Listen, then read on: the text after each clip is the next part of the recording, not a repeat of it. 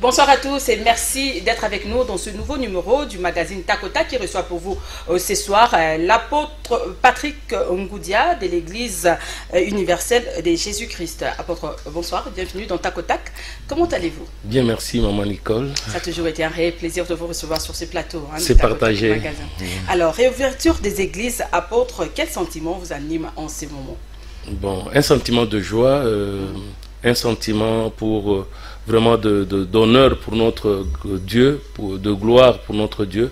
Sinon, nous sommes tous contents qu'on puisse rouvrir quand même les assemblées pour qu'on puisse se retrouver, mais l'église n'était pas fermée parce que l'église... Dieu n'était pas confiné. Oui, la parole de Dieu n'était pas confinée, oui. C'est-à-dire que nous, on continue à prêcher sur la voie des ondes, on continue à évangéliser de porte à porte dans des maisons. Ah oui, j'ai même vu des pasteurs faire des directs, et pourtant à l'époque, il y a des pasteurs qui disaient que non, les réseaux sociaux, ça appartenait au diable, tout ça, aux occultistes. Hein. Exactement, c'est... Tout le monde... Hein, les gens ne comprennent pas que nous sommes de moyens, c'est le canal par lequel nous pouvons transmettre l'évangile et ça peut atteindre un plus grand nombre de personnes, c'est ça. Donc, ce qui disait les offrandes sur M-Pesa, Orange Money. Oui, exactement, c'est aussi là où le bas. Est-ce que c'était obligatoire? C'est ça le problème. Les gens doivent d'abord comprendre que non, c'est quoi d'abord l'offrande? Qu'est-ce qu'on doit offrir à Dieu? Est-ce que Dieu a besoin d'argent ou bien ce sont nous les humains qui en ont besoin? Je vais vous donner un exemple. La Bible dit que donner à Dieu c'est obligatoire. Oui, qu'est-ce qu'on doit donner à Dieu? On donne quoi? De l'argent? Non. Parce qu'on va lire d'abord quand même une écriture. Nous avons vu comment est-ce que les gens disaient on doit offrir de l'argent, on doit envoyer par M-Pesa. Mais quand nous lisons d'abord Lévitique, nous allons voir il y a quelque chose dans Lévitique, et puis nous allons d'abord nous poser la question, ce qui est écrit, est-ce que c'est ce que nous avons fait? Il est écrit ceci dans Lévitique 2, verset 13. Tu mettras du sel dans toutes tes offrandes, tu ne laisseras point ton offrande manquer de sel, signe de l'alliance de ton Dieu, sur toutes tes offrandes tu mettras du sel. Les hommes de Dieu ont dit, eux disent l'offrande c'est de l'argent. C'est pourquoi ils ont dit envoyer par M-Pesa ou par voie électronique. Mais maintenant on dit on doit y ajouter du sel. Le sel viendra comment? Par quel canal? Dites-moi, on envoie, si l'offrande c'était l'argent. Le sel maintenant ça sera quoi? Qu'est-ce qu'on doit envoyer? On va envoyer par quel canal? Parce qu'au temple, c'est écrit aussi, c'est biblique. Non. Dieu était au temple, assis au temple, il a vu les gens donner. Dieu était au temple, assis au temple, et puis il a vu comment est-ce qu'on avait donné. C'est elle qui a tout donné, et tout ça. Donc, en ce qui concerne les offrandes, je vais vous dire une chose. Quand nous prenons Malachie, beaucoup de gens prennent Malachie chapitre 3, 10, on a apporté. Mais avant d'arriver au chapitre 3, il est dit dans le chapitre 1, à partir du 8e verset. Quand vous offrez en sacrifice une bête aveugle, n'est-ce pas mal? Quand vous en offrez une boiteuse ou infirme, n'est-ce pas mal? Offre-la donc à ton gouverneur. Te recevra-t-il bien? Te fera-t-il bon accueil?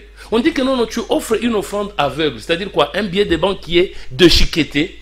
Ou bien quand on dit maintenant ce qui est boiteux, c'est-à-dire un billet de... Est-ce qu'un billet de banque peut-il boiteux? Peut-il être aveugle? Et puis on continue au verset 13-14. Vous dites quelle fatigue et vous les dédaignez, dit l'Éternel des armées. Cependant, vous amenez ce qui est dérobé, boiteux ou infirme, ce sont les offrandes que vous faites. Puis-je les agréer de vos mains, dit le Seigneur. Maudit soit les trompeurs dont qui a dans son troupeau un mâle et qui sacrifie, et vous, au Seigneur, une bête chétive. Car je suis un grand roi, dit l'Éternel des armées. Et mon nom est redoutable parmi les nations. Bon, dites-moi maintenant, comment est-ce que nous pouvons expliquer aux enfants de Dieu que non, voilà les offrandes qu'on doit donner. Il y a ce qui est infirme, ce qui est chétive, ce qui est boiteux, tout ça. Vous voyez déjà que non, les gens ne lisent pas la Bible. Et avant même d'offrir, il est dit ceci. Si tu as un problème avec ton frère, tu as un problème avec ta soeur, tu ne peux pas offrir. Chacun a sa version de faire. Alors, chacun interprète la Bible. Non, c'est que nous disons que non. Nous sommes dans Malachie.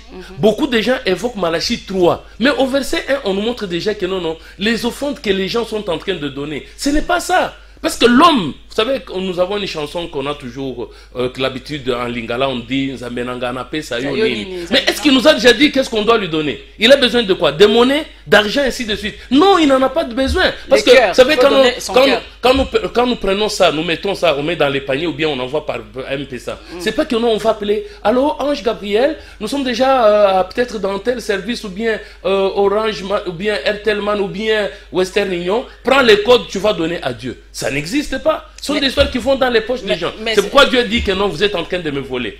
Je vais lire quand même une écriture dans le livre de Matthieu, Matthieu chapitre 20, Matthieu 5, 23, 24. Il est dit ceci. Si donc tu présentes ton offrande à l'autel, et que là tu te souviennes que ton frère a quelque chose contre toi, laisse là ton offrande devant l'autel et va te réconcilier avec ton frère, puis viens présenter ton offrande. Est-ce que c'est ce que nous faisons?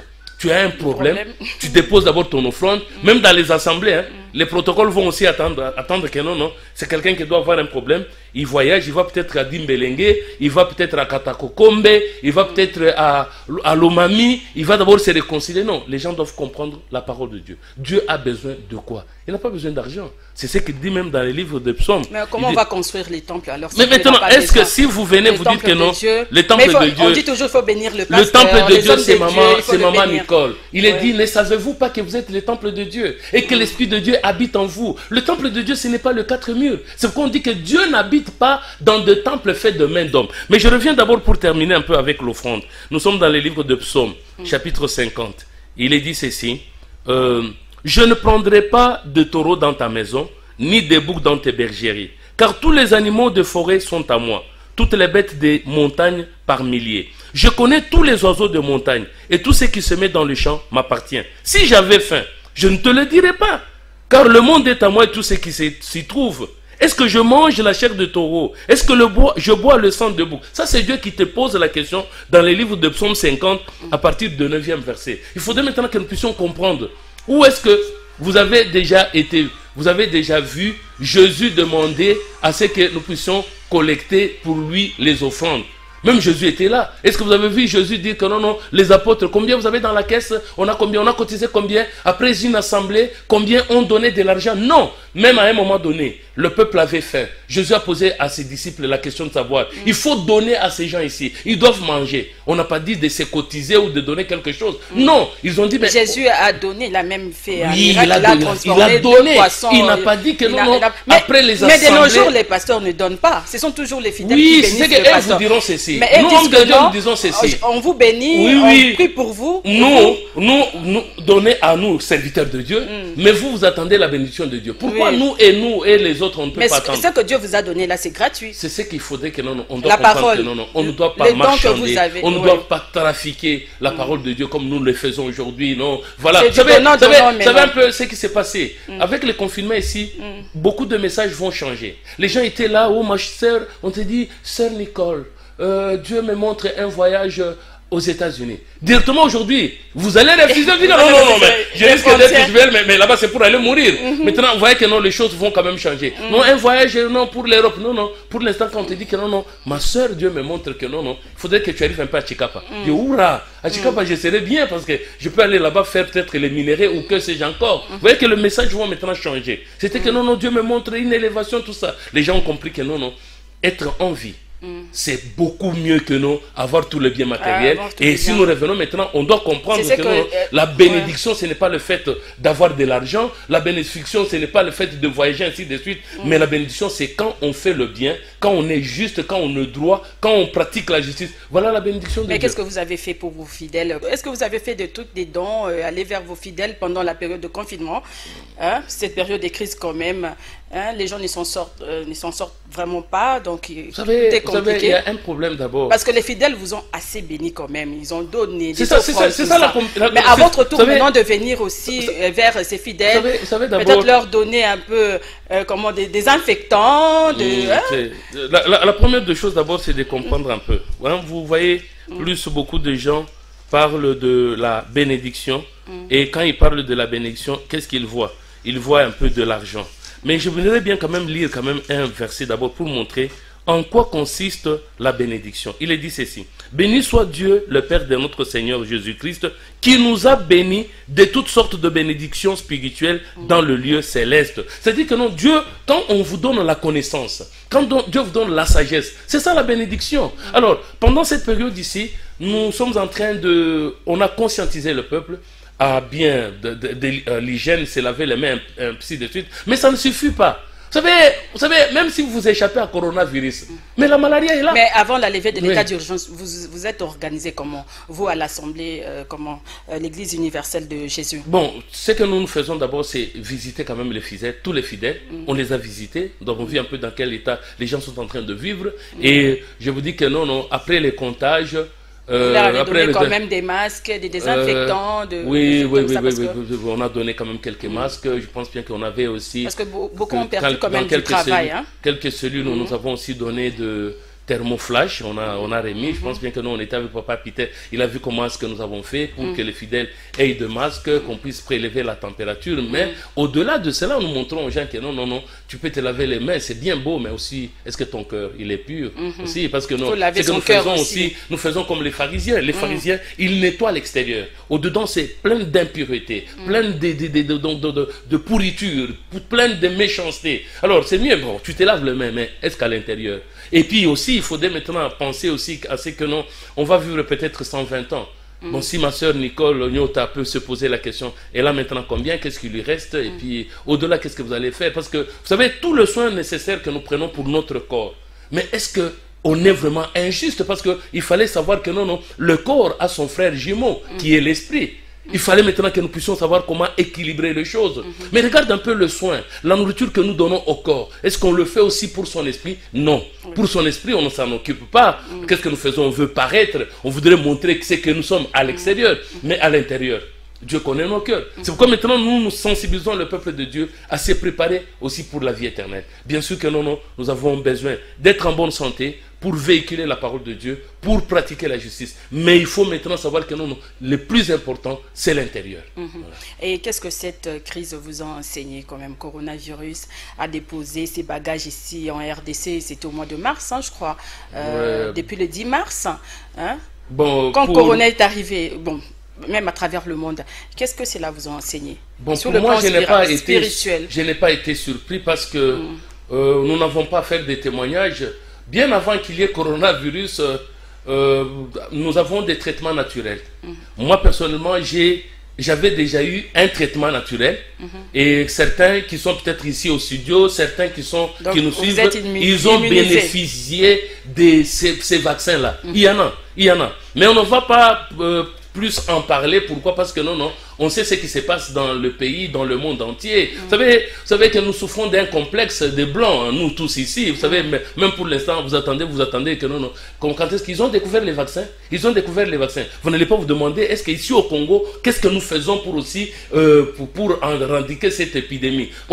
Mais on attend seulement de l'extérieur. C'est ça, donc pour nous comprenons seulement que c'est une épreuve qui est arrivée pour que les gens comprennent, ceux qui sont à l'extérieur comme à l'intérieur, que Dieu est au-dessus de toutes choses. Donc il veut mettre fin à la suprématie de l'homme. La suprématie est aussi, il y a des gens qui pensaient qu'il y a des maladies des pauvres, c'est-à-dire que tuberculose, malaria, tout ça, non, c'est la maladie des pauvres. Mais là où vous trouvez des structures hospitalières bien organisées, je pense bien que il y a une émission que qu'on avait tournée avec vous, c'était UAC. Quand on a tourné l'émission, vous pensiez que le fait d'avoir des belles routes, le fait d'avoir des beaux centres hospitaliers, c'était ça la vie éternelle. Non. Dieu nous a confondus tous, nous a montré un peu comment est-ce que beaucoup de gens, au lieu de bien peut-être construire notre pays, de construire des centres ici, on se disait les check-up, c'est à l'Europe. Maintenant, allez-y, maintenant. Tout le monde était bloqué ici. Tout le monde est bloqué, et ceux qui sont là-bas, vous allez voir que d'ici 2-3 mois, vous allez voir comment est-ce que beaucoup de gens vont rentrer ici. Les gens ont compris que le fait d'avoir la véritable parole de Dieu, le fait d'avoir la spiritualité au-dessus de tout, c'est ce qui peut permettre au peuple de traverser et d'affronter des pandémies ou des situations compliquées. Alors dites-nous maintenant comment seront vos cultes avec les exigences du respect de gestes barrières. Oui, ce que nous faisons, c'est qu'on nous a demandé qu'il y ait 1 mètre de distance, et c'est ce que nous sommes en train de faire, et ce que nous faisons maintenant, c'est mettre 2-3 cultes par dimanche, et puis dans d'autres en semaine aussi. C'est ce que nous sommes en train de faire. Et les dimanches, vous avez respecté quand même les gestes? Oui, on a respecté les gestes. Tout le monde avait son masque. Son masque, et puis avant d'entrer. Est-ce que vous avez désinfecté?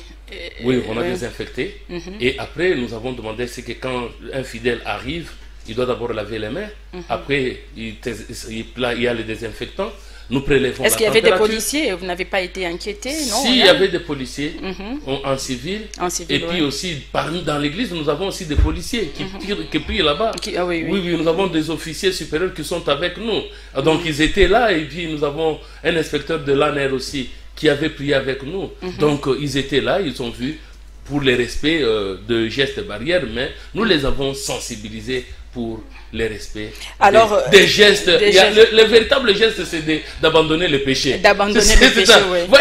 Il faut abandonner le péché. C'est bien, parce qu'on a vu tout le monde était, dimanche, tout le monde était à l'église, donc bien sapé là. J'ai vu quand même les mamans étaient vraiment. Oui, elle était chic, bien chic, mais le cœur. Mais le problème, c'est le cœur. Le problème, c'est est-ce qu'on a abandonné le péché? Est-ce qu'il y a des gestes barrières contre le péché? Donc, gestes barrières contre Corona, c'est bien. Mais Corona tue quoi? Ce n'est que le corps. Ça ne peut pas tuer l'esprit. Maintenant, faisons tout maintenant pour que on maximise maintenant. Nous faisons quoi? Oui, les gestes barrières contre la maladie, oui, mais il y a la maladie spirituelle qui est le péché. Qui est le péché, voilà. Les chrétiens, apôtres, les chrétiens aiment être libres dans la prière et dans l'adoration. Et comment ça va maintenant se passer avec les cache-nez? Oui, c'est là où c'est compliqué. Oui, ils vont prier comment, adorer, il faut crier, parce que si nous voyons dans des églises, les gens crient au nom de Jésus, alléluia. Donc, ils vont enlever ou comment? Parce que c'est déjà interdit d'enlever les masques là où il y a du monde. C'est interdit, mais ce qui est compliqué, c'est quoi? Vous avez vu même certaines autorités, j'ai vu même au plus haut sommet de notre pays, dans la délégation du chef de l'État, ils étaient partis au campus.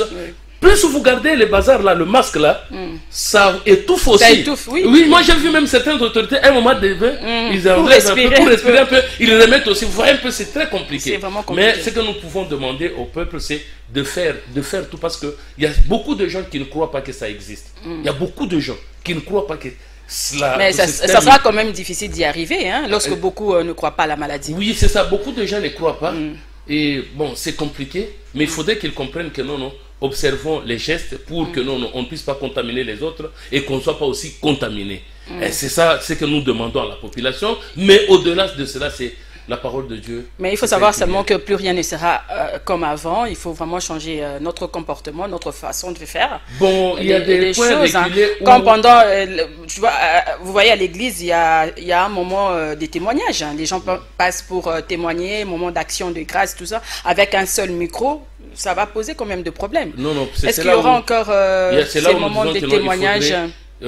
On témoigne d'abord pourquoi?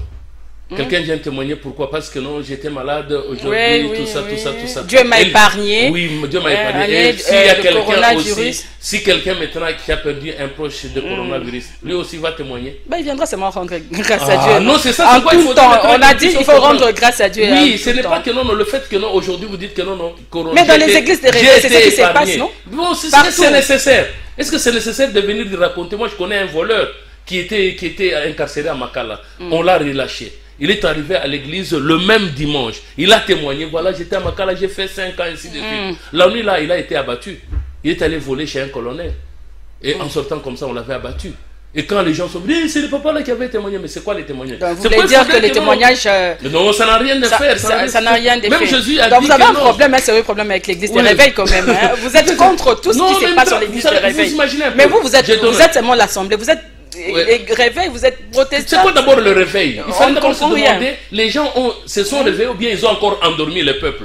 Parce que le réveil doit se faire au niveau de l'esprit. Le réveil doit se faire au niveau de la connaissance qui doit amener l'homme à bien parfaire, à bien marcher. Mais ce que nous voyons aujourd'hui, ce n'est pas ça. On endort les gens. On endort les gens. C'est pourquoi vous allez voir que il y a beaucoup de gens qui ont souffert pendant cette période ici. Pourquoi? Parce qu'ils étaient habitués même d'aller chercher des gens. Je vous donne un exemple.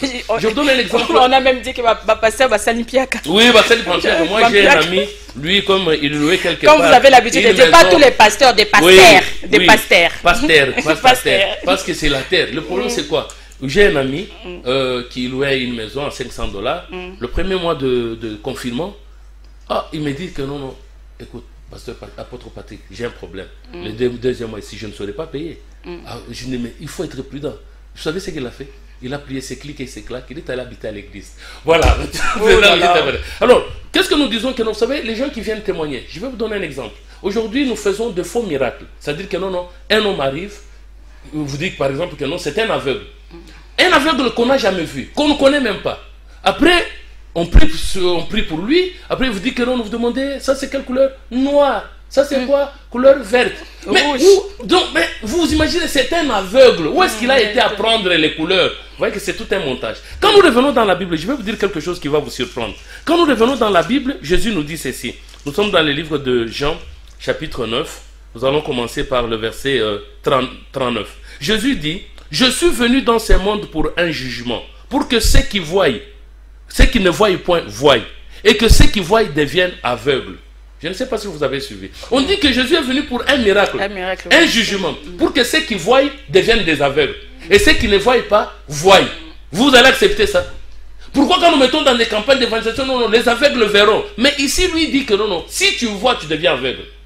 Si tu es aveugle, tu vas voir. Maintenant, dites-moi, vous êtes aveugle ou bien vous voyez? C'est pourquoi mais qu'est-ce que cela signifie? Essayez un peu d'interpréter. Oui, alors on dit quelques pharisiens qui étaient avec lui, ayant entendu ces paroles dire, nous aussi, sommes-nous aveugles?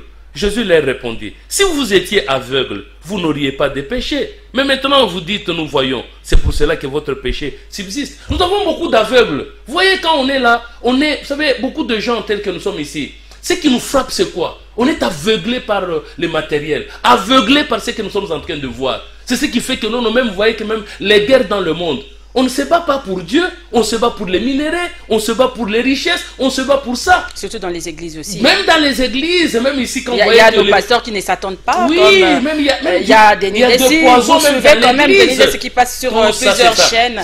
Avec Isiamina, il y a un peu de guerre entre eux. Exactement, c'est ça. Ils sont aveuglés par le pouvoir, aveuglés par le bien matériel. Ils sont des aveugles. C'est pourquoi il faudrait maintenant qu'ils arrivent. Mais Denis Leslie dit qu'il n'y a pas un pasteur sérieux. Oui, c'est ce qu'il dit. C'est quoi un pasteur? Il faut d'abord définir un pasteur. Mais il faut définir un pasteur, il faut définir aussi un apôtre. Oui, oui, exactement. Un apôtre, c'est un envoyé.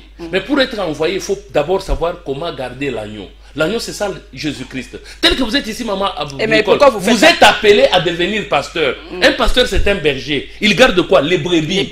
C'est-à-dire que non, comment est-ce que vous allez garder les membres avec qui vous priez? Vous allez les garder comment? Pour ne pas les offenser. Vous arrivez ici, vous allez trouver que non, dans les groupes de mamans, c'est toujours maman, tel a dit, tel a fait. Voilà comment est-ce qu'on a prêté tout ça. Vous comprenez déjà que non, on n'est pas là pour la parole de Dieu. On a fait des ONG dans des églises, des mutualités dans des églises. Vous allez voir que non, les tribalismes même dans l'église, les régionalismes même dans l'église. Vous comprenez que non, ce n'est pas l'église de Dieu.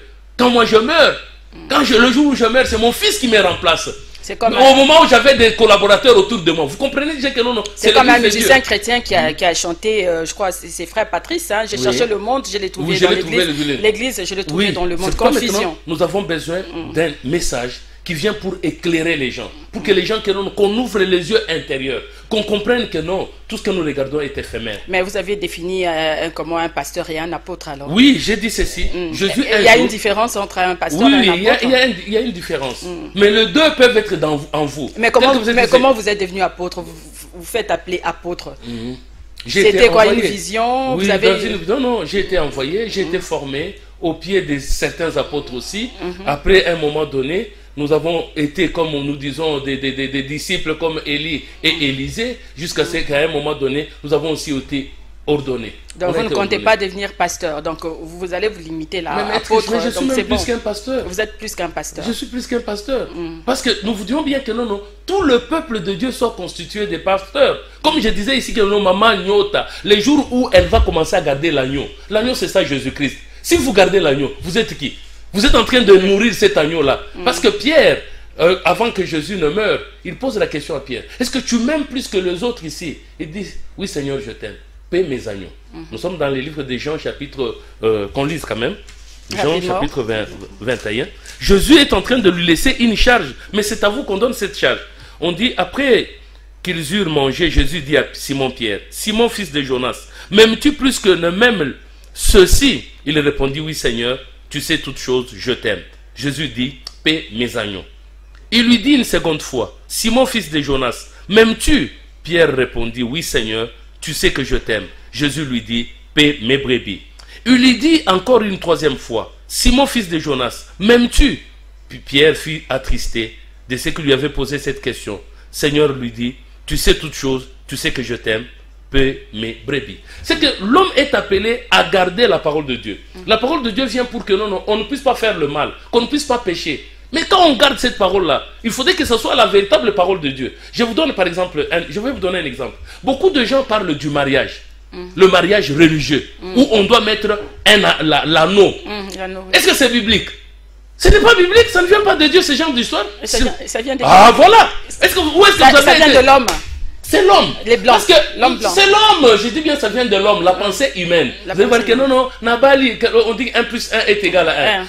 Le jour où on est allé à épouser Rebecca, on a mis l'anneau où? Au nez. Est-ce qu'on a mis au doigt? Vous comprenez déjà que les gens font leurs histoires. Par exemple, le baptême, on prend maman Nicole, on la trempe dans l'eau, elle en sort comme ça. Qu'est-ce qui a changé? Qu'est-ce qui va changer de vous? Rien. Mais maintenant, si au contraire, nous cherchons de nouveau. De nouveau, qu'est-ce qui naît de nouveau? Votre parure extérieure ou bien quoi? C'est mon cœur, j'accepte Christ comme Seigneur. Non, c'est pourquoi Jésus a dit que non, pharisien aveugle. Vous nettoyez l'extérieur du plat au moment où l'intérieur est plein de rapines et de méchanceté. On peut même vous amener dans les Jourdains. On vous trempe autant de fois. On vous secoue même, vous sautez comme ça. Les mauvaises pensées sont toujours là. Les mauvaises, donc les adultères, le meurtre sont toujours là. Il faut commencer d'abord par purifier le cœur. C'est pourquoi il faudrait maintenant un enseignement qui doit pénétrer au-dedans pour que l'homme soit changé, l'homme soit transformé. Voilà le véritable message. Mais de nos jours, là, c'est vraiment compliqué. C'est compliqué, c'est comment? C'est parce que l'homme ne veut pas apprendre. Vous savez, on a dit à Nicodème, on dit celui qui est né d'eau et d'esprit va entrer dans le royaume. Comment naître d'eau? Comment naître d'esprit? Nicodème a dit, mais moi je suis déjà grand. Comment je dois encore rentrer dans le ventre de ma mère pour naître? C'est qu'il y a un message et il faudrait apprendre. Mais les gens de nos jours, les gens ne veulent pas apprendre. Même maman Nicole ici, venir commencer à se mettre là pour apprendre les choses de Dieu. Elle dit non, je connais déjà. Je connais déjà parce que je connais ça. Voilà. C'est ce que font même les hommes, beaucoup des hommes de Dieu. Ce sont des pharisiens, des aveugles. Un jour ils viendront, ils vont venir, ils vont chercher Siloé. On va appliquer de la boue sur les yeux, ils vont aller se laver et ils vont commencer à voir clair. Bien, dans la lutte contre cette pandémie, quel peut être l'apport de l'Église? L'Église a un grand apport. La première des choses, d'abord, c'est ce qui prime tout, c'est la prière. On doit prier avec intelligence et sagesse. Et nous devons aussi prêcher aux hommes, leur prêcher, parce que tout vient de l'enseignement. On doit former les gens de telle manière que dans le milieu où les gens vivent, que ce soit un milieu qui est assaini. Ce n'est pas parce qu'on peut dire qu'aujourd'hui que on se lave les mains.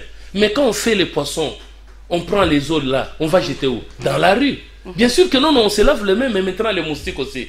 Quand les moustiques viennent piquer, ça fait comment? Ça vient d'où? C'est parce qu'on vit dans un endroit qui est malpropre. C'est qu'il faudrait que les hommes de Dieu, quand ils prêchent la parole de Dieu, ils prêchent aussi, ils doivent montrer aux gens qu'est-ce qu'on doit faire, ainsi de suite. Il y a aussi un problème aussi avec l'argent. Vous savez, la plupart des gens, après avoir compté l'argent, on peut avoir des cacahuètes à côté, on peut avoir les beignets. Est-ce qu'on va se laver les mains?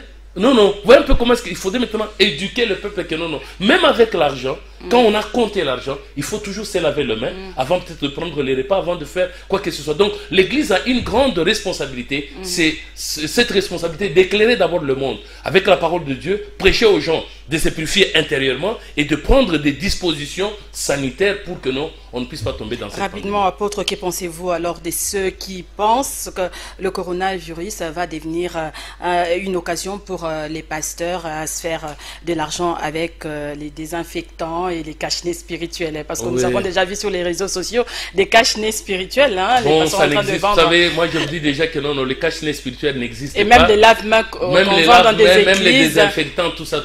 Bon, on comprend que ce sont des commerçants. Ils ont déjà commencé à vendre l'huile d'onction qu'ils vendaient déjà dans des églises. Ou bien, vous savez, ils le faisaient ils doivent récupérer l'argent, quand même 4 mois, 5 mois. Mais ce sont des pauvres, ce sont des malheureux, des aveugles, maman. Quand même, si tout ça c'est éphémère. Je disais que mieux vaut regarder à ce qui est invisible. C'est ce qui est. Il y a même la parole de Dieu qui dit à quoi servirait à l'homme de gagner le monde. Tu peux gagner le monde entier, mais si tu perdais ton âme, c'est pourquoi nous devons veiller sur notre âme, mais aussi prendre les mesures comme les mesures sanitaires. On doit bien se garder, protéger aussi son corps, parce qu'on voudrait avoir un esprit sain dans un corps sain. Un mot de la fin et on va se quitter. Voilà, peuple de Dieu, ce que nous devrons faire, nous avons César qui est là, c'est ça l'État. On dit donner à Dieu ce qui est à Dieu et à César ce qui est à César. À Dieu, qu'est-ce que nous donnons? Nous donnons notre cœur. On doit disposer notre cœur à la sainteté. Maintenant, à César, il nous dit que non, mais il faut porter le masque en public. Vous le portez. il vous demande de vous laver les mains, de vous... Faites-le. Même à l'église, faites-le. Et c'est ça. Donnez à Dieu ce qui est à Dieu, donnez à César ce qui est à César. Merci beaucoup, apôtre. Merci d'être venu. Ça sera tout. Je rappelle que j'avais reçu pour vous ce soir apôtre Ngoudia Patrick de l'Église universelle de Jésus-Christ. C'est la fin de cette émission. Merci à l'équipe technique. Merci à vous de nous avoir suivis. Au revoir et à très bientôt sur la toile.